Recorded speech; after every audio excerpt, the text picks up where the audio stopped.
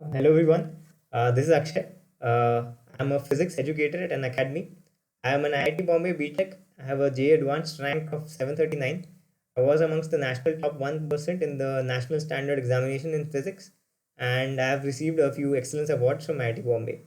Okay, so I like to teach physics, and let's see, we're going to solve a nice problem today. It's a problem from the book SS Krotov. Okay, so it's problem number 1.45 from the book SS Krotov. Okay, so let's first start. What is the problem? Okay, so the problem is like this: you have a frictionless cylinder as shown over here, this circular part. This is the frictionless cylinder, and that is kept on two blocks A and B. Okay, block number B is stationary. This block is stationary. Block A is moving to the left with a constant speed v naught. Okay, there is no friction. So the question asks, throughout this motion of this sphere, at a time when the distance between A and B is r into root 2, at such a time, what is the normal force exerted by block number B onto the cylinder? Okay, so that is your question, right? You can have a look at the figure, pause the video, think about the solution, and once you're done, or once you have started even the first step, or if you just need the first step as a hint, only then you can play the video. That's what I would recommend. Okay.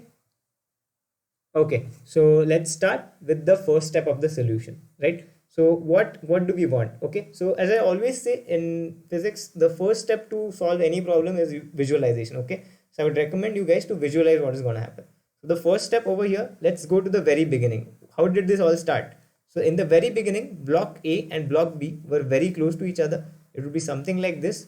The center of the sphere would be in the center, and it would be touching over here, right? There is contact here, there is contact here, and then this block would start to move to the left. Okay, so we always see that the center of this sphere, what's going to happen? There is no friction, right? This is frictionless.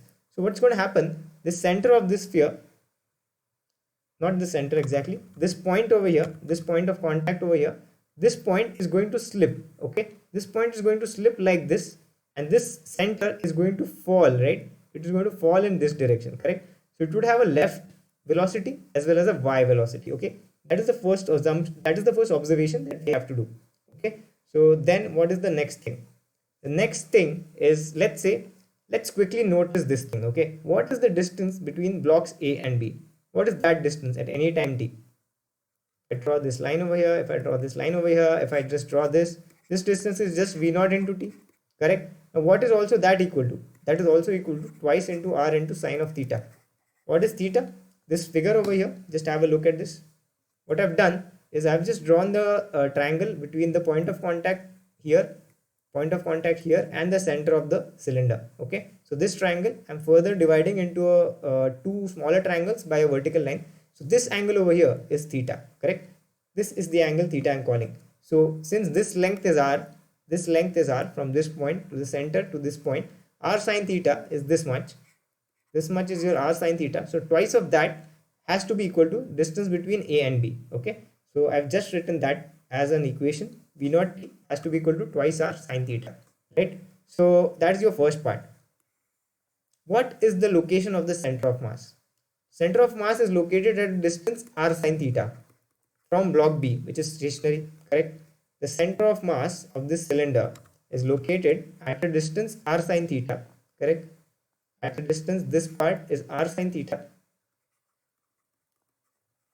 from the block B, correct? This is the center of mass over here. So this vertical line is at a distance of r sine theta from the block B, right? Now we see that r sine theta would be just v naught t by 2, correct? So what does this mean? The center of mass of your cylinder is moving to the left at a speed v naught by 2. Okay, so that is what we have just established. So this is the very first interesting observation that we have to do. Okay, so what would it look like eventually? So this speed over here, the left hand side component is v naught by 2. The below component we don't know yet, but this is what we know so far. Okay, so that is the first step. Now what else is going to happen, right? So the next thing, let us call these points as P. Let's call I'll draw it here. Okay, not call it PQR, let's call it JKL. Okay, so let's call this J. This point over here is J. This point over here is K, and the center of the cylinder is O. Okay, center of mass. Okay, so now just have a look at this. First thing, distance between O and K is constant. Okay, distance between O and K is constant. Also, K is a stationary point. Okay, so what does this mean? This means that the point O is doing a circular motion about this point K.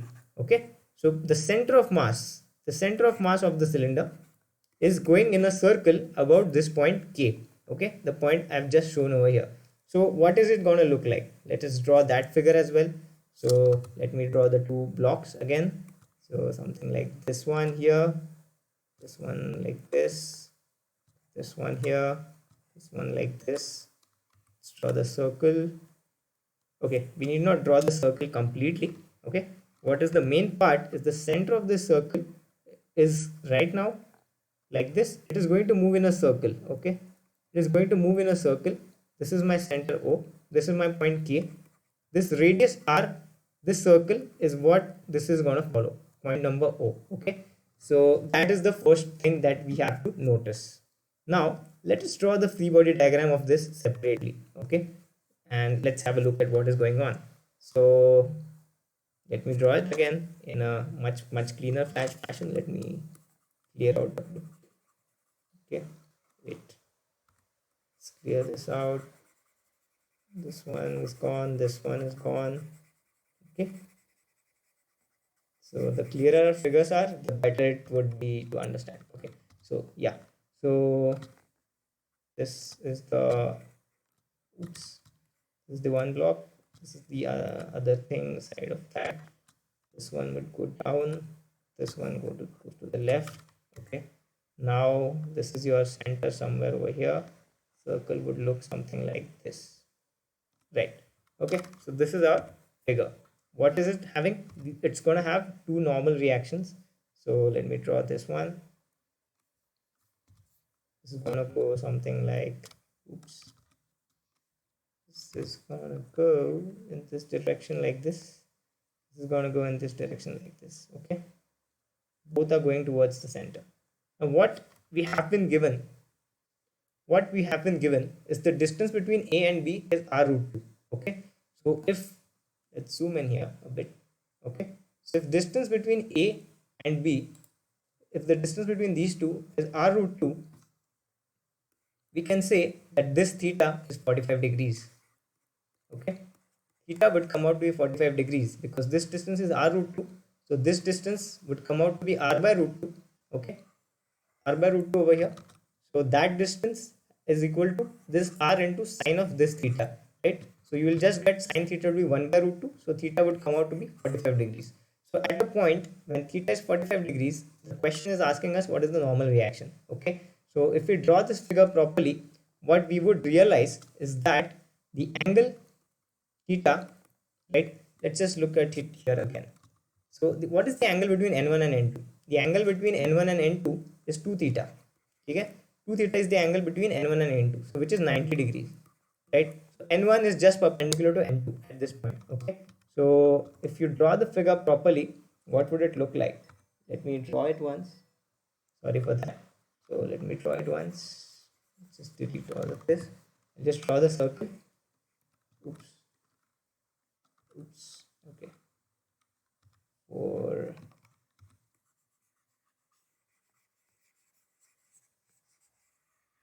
Okay,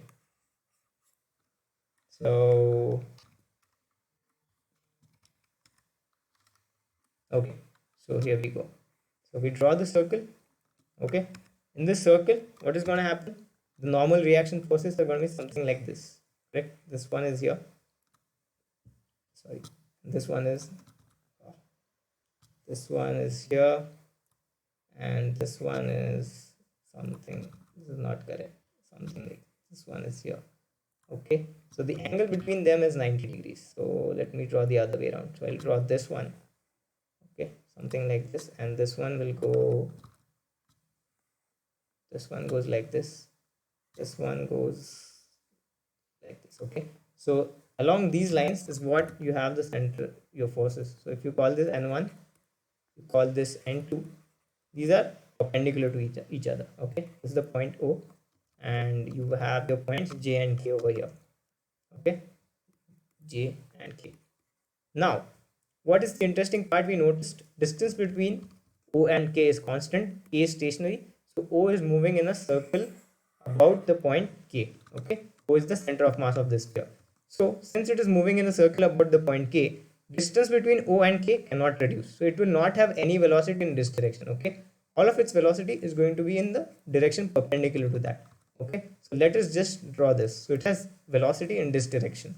Okay, so since it has a velocity in that direction, it will have it will even have two accelerations, correct? It will have a tangential acceleration in this direction and a radial acceleration in this direction.